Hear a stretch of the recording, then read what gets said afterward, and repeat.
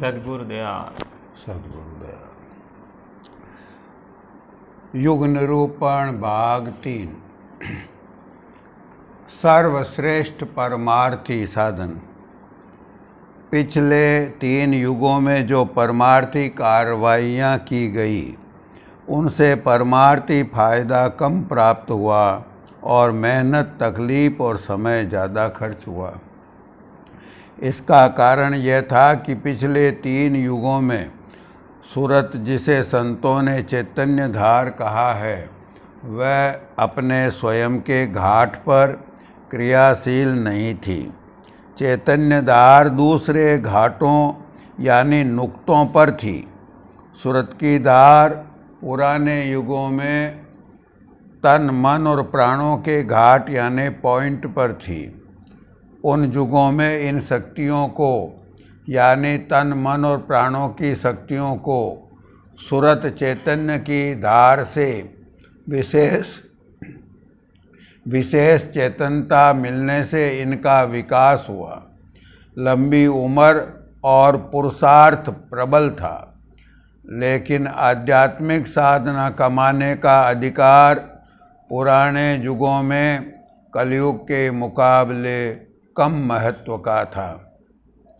आध्यात्मिक साधना जीवात्मा को सभी प्रकार के बंधनों से मुक्त कराने का साधन है।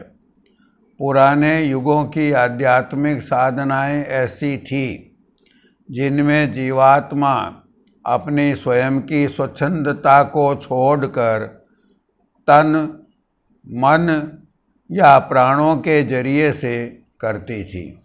यानी पुराने युगों की साधनाएं और परमार्थ की करने पर भी सूरत जीवात्मा तन या मन या प्राणों की शक्तियों के अधीन रह जाती थी। यानी प्राणों का या मन का या इंद्रियों की सूक्ष्म शक्तियों का पर्दा या खोल या बंधन सूरत पर रहता था। अपने स्वयं के निजगर या अपने सच्चे स्वामी के धाम में नहीं पहुंच पाती थी।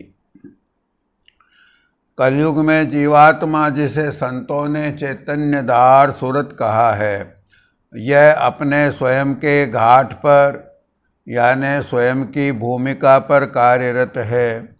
तो जीव इसी शक्ति के आधार पर परमार्थ भी कमा सकते हैं। सूरत के स्वामी निर्मल चैतन्य सत्य पुरुष हैं। उनके धाम यानी पद का लक्ष्य या निशाना लगा करके सत्य पुरुष सद्गुरु दयाल का इष्ट धारण करके सच्चे संत सद्गुरु की शरणागति अख्तियार करके कलयुग में सूरत शब्द योग का साधन सरलता से किया जा सकता है। सूरत चैतन्य धार है और शब्द चैतन्य भंडार है। कलयुग के इस उच्च आध्यात्मिक साधन की कमाई से सूरत तन, मन व प्राणों की शक्तियों के बंधन से पूरी तरह आज़ाद यानी मुक्त होकर अपने निजगर यानी भंडार में पहुंच सकती है। सब प्रकार के दुखों से पूर्ण रिहाई, काल, कर्मों और माया के जाल से छुटकारा, जन्म, मरण और आवागमन से सदा के लिए मुक्ति केवल सूरत शब्द योग की कमाई द्वारा संभव है। पुराने युगों की कार्रवाइयों से मन पर कंट्रोल भी नहीं हो सका था, क्योंकि वे सभी कार्रवाइयाँ मन के दायरे के अंतर्गत थी। मन का भंडार प्रणव यानी ब्रह्म है। जब उसी की आराधना की गई, उसकी शरण मांगी, तो उस पर यानी मन पर कंट्रोल कैसे कर सकते थे। मन पर विजय केवल सूरत शब्द योग की साधना द्वारा ही प्राप्त की जा सकती है। यह साधना कलयुग में ही बन सकती है। कलयुग की इसी विशेषता को गोसाई तुलसीदास जी साहेब ने रामायण में इस प्रकार बताया है। कलिकर एक पुनीत प्रताप, मानस पुण्य होई नहीं पापा। कलयुग का एक परम पवित्र प्रताप है कि मानस नाम मनुष्य से ऐसा ऊंचा पुण्य कर्म बन सकता है कि फिर कभी पाप बने ही नहीं। पिछले 3 युगों में जो परमार्थी कार्रवाइयाँ की गई, उनसे प्रलय या महाप्रलय तक सुखी हुए, किंतु प्रलय या महाप्रलय के बाद उसे पीछे आकर मनुष्य देही धारण करना पड़ता है। फिर देही के दरे पाप पुण्य सभी बनते हैं। फिर कर्मों का और जन्म मरण तथा आवागमन का चक्र चालू रहता है। पिछले युगों के धर्म, जप तप, यज्ञादिक कर्म, तन से किए जाने वाले सभी कर्म, और मुद्रा योग यानी मन से किए जाने वाले कर्म, सांख्य योग यह भी मन से किया जाने वाला कर्म, और प्राणायाम प्राणों की धार से किए जाने वाली साधना, और ब्रह्म ज्ञान वगैरह से भी जीव सदा के लिए मुक्त नहीं होता। कलयुग ही ऐसा युग है जिसमें जीव सुरत शब्द का साधन करके निर्मल चैतन्य सत्य पद में तद्रूप हो सकता है। सत्य पद अविनाशी है, वहाँ प्रलय महाप्रलय किसी की गम नहीं है। वहाँ पहुंचकर कभी आवागमन के चक्र में वापस नहीं आना पड़ता, न वहाँ से आकर कभी देही के बंधन में फंसें, न ही पाप पुण्य बने। इस कलयुग की महिमा में तुलसीदास जी ने यह गूढ़ बात कही है। टीकाकारों ने इसका गलत अर्थ दिया है। टीकाकारों ने इसका यह अर्थ दे दिया है कि कलयुग का परम पवित्र प्रताप है कि कलयुग में मनसा का पुण्य तो होता है, मनसा का पाप नहीं लगता। अब सभी भाई बहन सोचते जाएं, मनसा का पाप तो दौड़ कर लगता है, मनसा का पुण्य लगना तो फिर भी मुश्किल है। मनसा कहते हैं इच्छा को। जैसे किसी आदमी के सद्विचार हुआ कि यदि अपने पास खूब धन होता तो सभी भूखों को खाना खिलाते, फिर कोई भूखा नहीं रहता।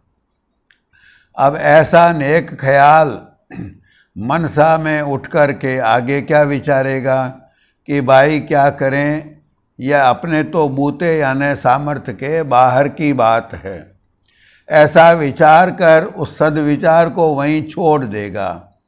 इसी तरह बुरे कामों को करने का भी ख्याल उठेगा। जब ख्याल उठा तो मन और इंद्रियां उसकी पूर्ति में लग गए।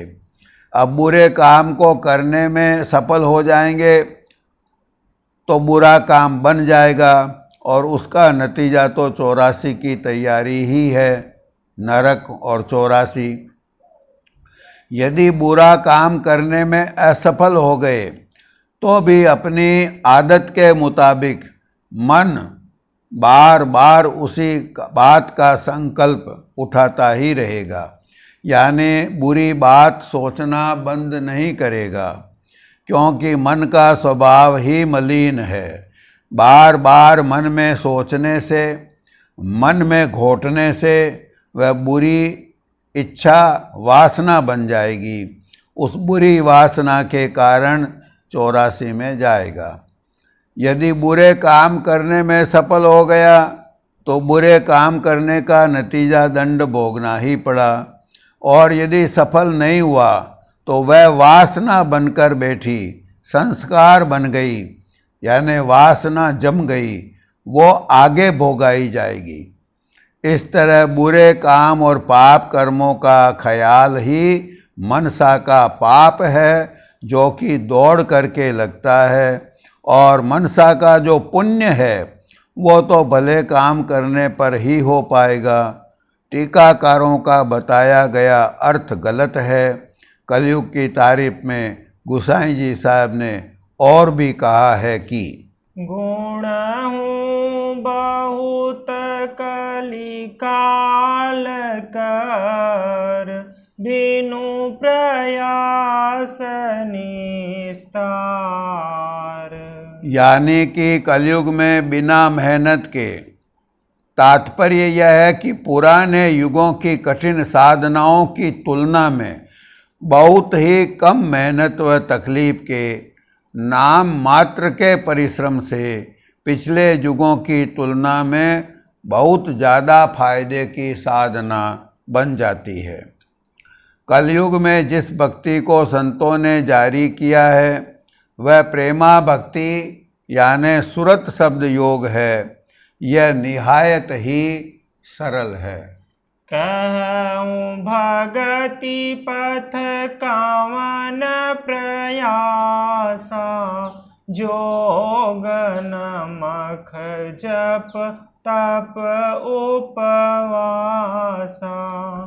यह साधना बाहरी तरीके से, शरीर से या इंद्रियों से या मन बुद्धि से या प्राणों से नहीं बनती, चैतन्य जीवात्मा से यह साधना बनती है। चैतन्य जीवात्मा सुरत कलयुग में अपने घाट पर विद्यमान है। सुरत जीवात्मा स्वयं प्रेम स्वरूप है और अपने मालिक जो कि प्रेम समुद्र हैं, उनकी भक्ति यानी प्रेमा भक्ति कलयुग में पढ़ दूँ सच्चे मालिक को बोला था, सच्चे मालिक बोले ना तब खत्म होता। अच्छा, सुरत जीवात्मा स्वयं प्रेम स्वरूप हैं और अपने मालिक जो कि प्रेम समुद्र हैं, उनकी भक्ति यानी प्रेमा भक्ति कलयुग में कर पाती है।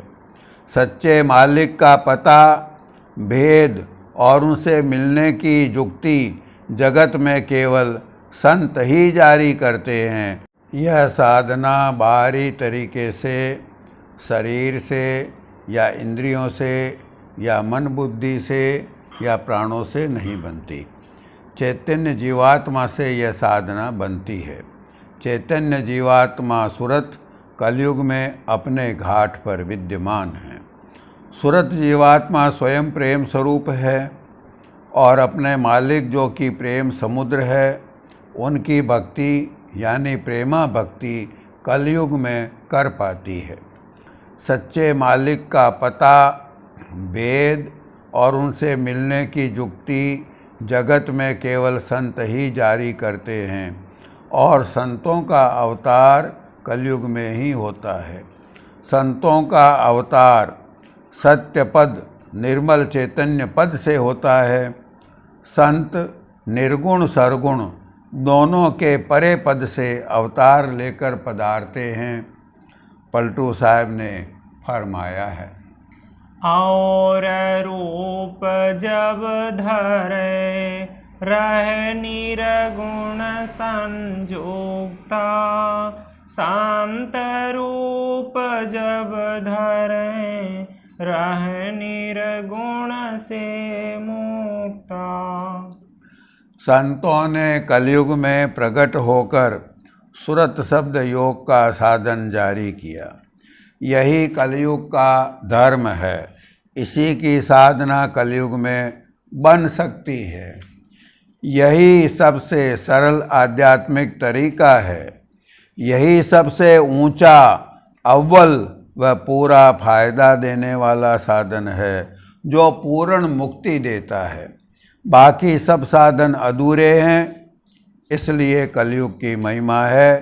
वरना तो कलयुग में चारों तरफ अन्याय है, हर एक चीज़ की कमी है, माइक पदार्थों की भारी कमी है। कलयुग में चैतन्य और आत्मा तो सिमटकर अपने घाट पर आ गई है और सामान्य चैतन्य का बल पाकर विकारी अंग बढ़ गया है। इस युग में काल अंग बहुत बढ़ गया है, इसी से इसका नाम कलयुग रख दिया गया और विद्वानों ने और शास्त्रों में इसकी बुराइयां भी की गई। रामायण में गोसाई तुलसीदास जी साहेब कलयुग का हाल बयान करते हुए कहते हैं, कली बारही बार दुकाल परे, बिन अन्य दुखी बहु लोग मरे।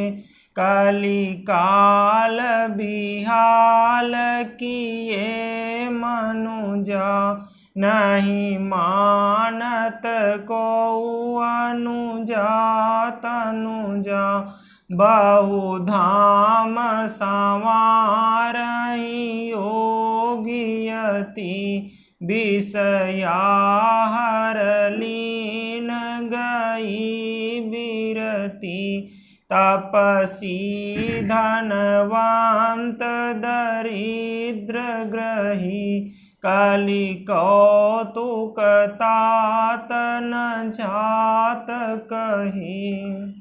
कलयुग में चैतन्य धार का 3/4 सिमटाव हो जाने से चैतन्य की न्यूनता से माइक पदार्थों की कमी हो गई और बाहरी वातावरण इस प्रकार का हो गया है कि विकार बढ़ गए हैं, लोगों की मति मलिन हो गई है।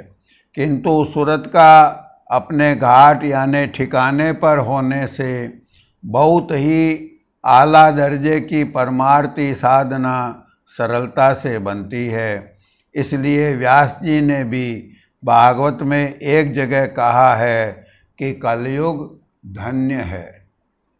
सारांश, पहला, सृष्टि रचना में 4 युग स्वतः उत्पन्न हुए। जैसे हमारे यहाँ ऋतुएं स्वतः ही आती हैं, चैतन्य धार के आमद यानि उतार और सिमटाव यानि खिंचाव में युग उत्पन्न होते हैं। जीवों को परमार्थ का उत्तरोत्तर उच्च अधिकार देने के लिए युगों की रचना की गई। दूसरा, चैतन्य धार ज्योतिर्मंडल से इस अंधकार आकाश में उतरकर माया में व्याप्त होती है, तब यहाँ रचना होती है। जितने समय तक चैतन्य धार लगभग समान मात्रा में आती है, वह जमाना सतयुग कहलाता है। लेकिन सभी कुदरती सूक्ष्म शक्तियों की तरह यह चैतन्य धार भी अपने भंडार यानी मरकज की तरफ वापस सिमटती है, खींचती है। सिमटते सिमटते 1/4 सिमट जाने पर त्रेतायुग, 2/4 सिमट जाने पर द्वापर, 3/4 सिमट जाने पर कलयुग होता है। कलयुग पूरा होने पर ज्योतिर्मंडल से पुनः चैतन्य धार पूरी प्रवाहित की जाती है। तीसरा, प्रकृति की अनंत शक्तियों में 4 शक्तियाँ प्रधान हैं। पहली शारीरिक शक्ति, शरीर विषय इंद्रियां हैं, इंद्रियों के स्वामी देवता हैं। देवताओं की शक्तियां जल यानि वरुण, वायु, अग्नि, सूर्य, पर्जन्य यानि वर्षा आदि शक्तियां। इनसे ऊंचे दर्जे की शक्ति मन बुद्धि की शक्ति, इसका स्वामी ज्योति स्वरूप ब्रह्म है। तीसरी प्राणों की शक्ति, इसका स्वामी प्रणव यानि पूर्ण ब्रह्म ओंकार है। चौथी सुरत यानि जीवात्मा यानी चैतन्य धार, इसके स्वामी हैं सत्य पुरुष सद्गुरु दयाल। यह रचना की सर्वोच्च शक्ति है। चौथा, प्रत्येक मनुष्य पर 4 अवस्थाएं भी रोज गुजरती है। चारों शक्तियों में से एक एक शक्ति एक एक अवस्था में तथा एक एक युग में प्रधान तौर पर कार्यशील रहती है।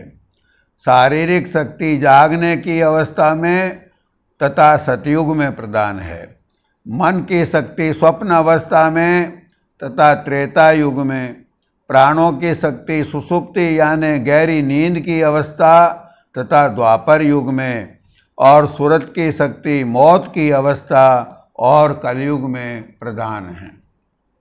5वां, जिस युग में जो शक्ति प्रदान होती है उस युग में जीवों को परमार्थ कमाने का अधिकार भी उसी शक्ति के आश्रय या माध्यम से होता है। सतयुग में शारीरिक शक्ति प्रदान थी। लंबी उम्र व प्रबल पुरुषार्थ व दुनिया में धन धान्य की बहुलता और मायिक पदार्थों की इफरात थी। लेकिन शारीरिक शक्ति इंद्रियों के द्वारा परमार्थ कमाया जाता था, जप तप यज्ञ आदि। इनका फल केवल देवलोक की प्राप्ति था। 6, त्रेता में मन की शक्ति प्रदान होने से मन बुद्धि से परमार्थ कमाया गया। मुद्रा योग, दृष्टि की साधना और सांख्य योग किया गया। उसके फलस्वरूप ज्योतिर्मंडल पहुंचकर ज्योति स्वरूप ब्रह्म का दर्शन करते थे और प्रलय काल तक के लिए सुखी हो जाते थे। 7वां, द्वापर में प्राणों की शक्ति से और ऊंचे दर्जे का साधन प्राणायाम योग बन आता था, जिसका फल फायदा थोड़ा और बड़ा था। प्रणव यानी पूर्ण ब्रह्म का साक्षात्कार और महाप्रलय तक के लिए दुखों से रिहाई। 8वां, कलयुग में सुरत जीवात्मा की शक्ति प्रदान है। सुरत सत्य शब्द की अंश है, इसलिए कलयुग में सुरत शब्द योग की साधना का अधिकार और मौका सबको उपलब्ध है। इस साधना के फलस्वरूप जीव अपने निज घर व भंडार में तद्रूप होकर माया देश के परे पहुंचकर सदा के लिए अविनाशी सुख व परमानंद को प्राप्त कर सकता है। सद्गुरु दया।